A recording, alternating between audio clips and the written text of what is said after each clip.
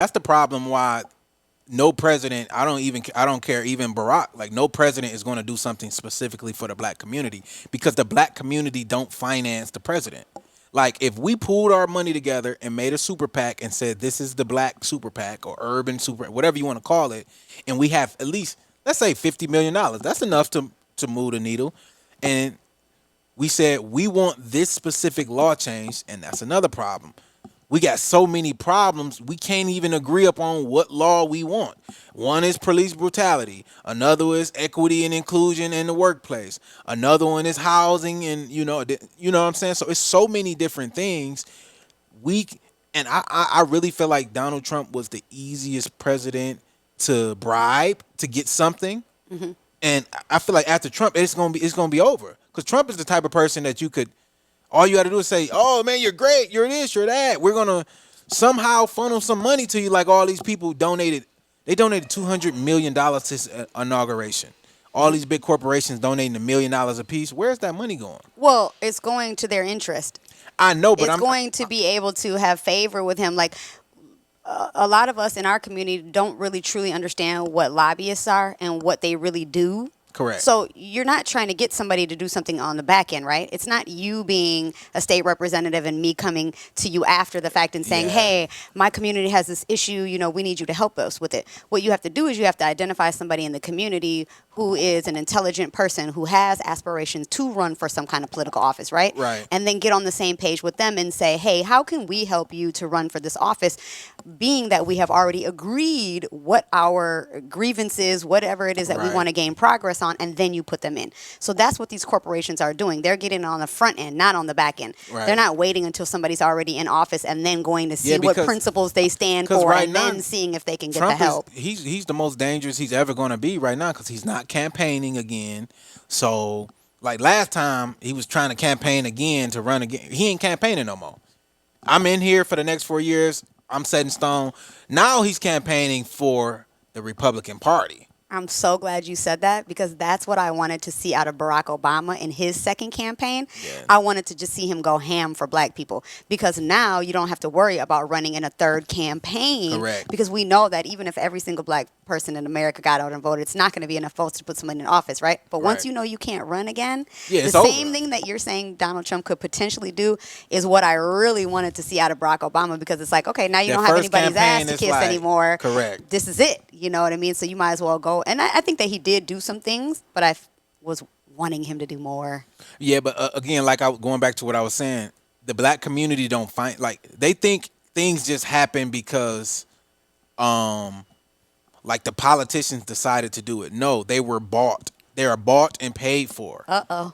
Like, and that's just being honest. Politicians are bought and paid for. That's like breaking news, right? like, You're really saying it. like each side, and then they say, okay, Trump a billionaire. He got all these billionaire buddies. Elon Musk. Like, let's be honest. Kamala had a bunch of billionaire buddies. Barack got all the billionaire buddies. Everybody got billionaires run the world. They run the country. Money runs everything, right? So the idea that anybody's going to do something for the black community specifically without the black community lobbying and paying these people, it's over. Why do I if I don't benefit from helping y'all, why would I do anything when this group over here, like what people don't know, the LBGT community, they funded Obama. They wanted gay rights. They wanted things like this. They wanted gay marriage. What did Obama get in there and do? Gave it to him. Gave it to him. Now, if we wanted some type of police brutality or something, we could have put some money together and we could have got us a few hate. But do we have it? Do regular, every single day, black folks in the community have excess cash flow to put towards things like we that? got Because $50. Everybody can put, if all the black people how put do we get on the same $50, page about what we want to put the $50 towards? Who's leading us? that's my problem. I mean, that's the problem because it's so many other problems that, you a woman, you're going to have, black women are going to have the problems that y'all deal with that I don't know nothing about.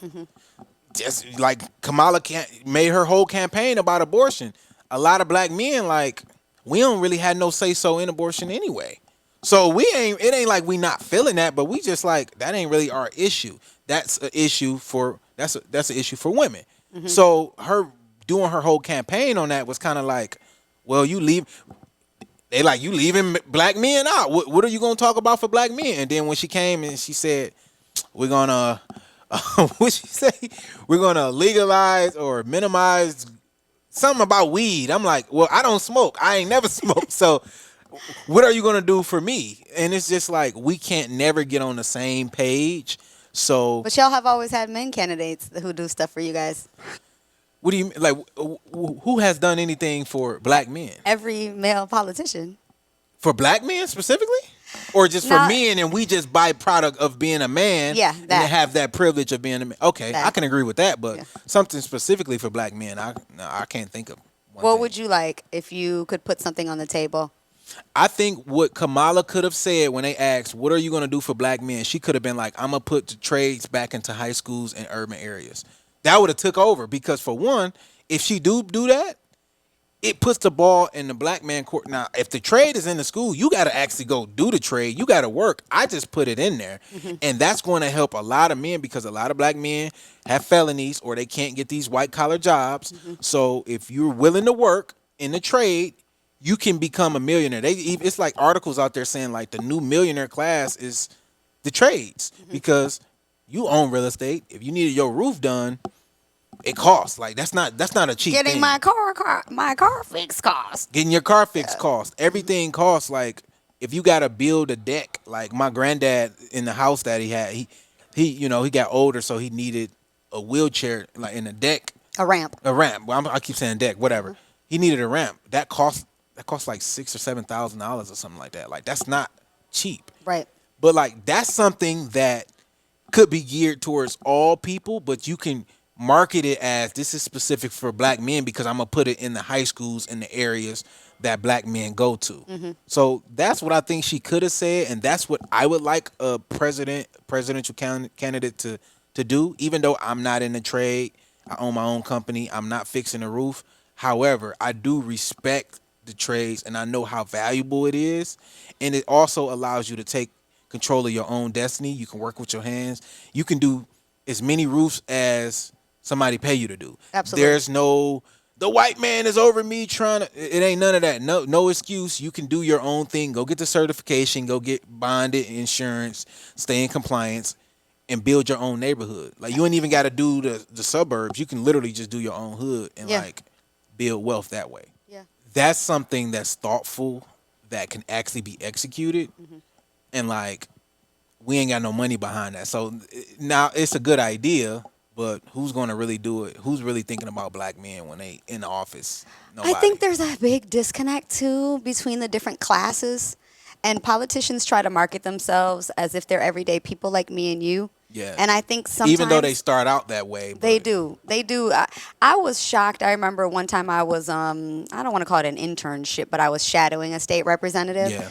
And I found out her salary was like $60,000 or something. And then I was shadowing like a city council person, found out their salary cap was like $60,000 as well, driving a very regular car. So I think in the beginning they do start out like you and I, but we know, like you said, so many of them are bought that they end up in this completely different social class, and then they don't have a cap on their careers. So it's like if you keep getting reelected, you can be in Congress your whole life until you're 99 years old. You know, so I think that being said, there's a disconnect there. I don't even think that they always know what laws to make or pass or how they can help everyday people, and that's why it's important for us to be our own advocates, like you said.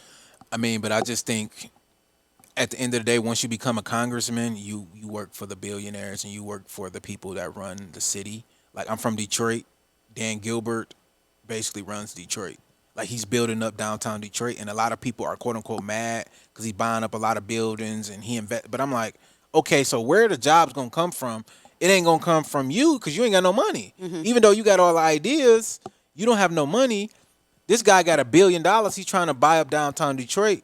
Downtown Detroit is empty. Why would we just let the building sit empty?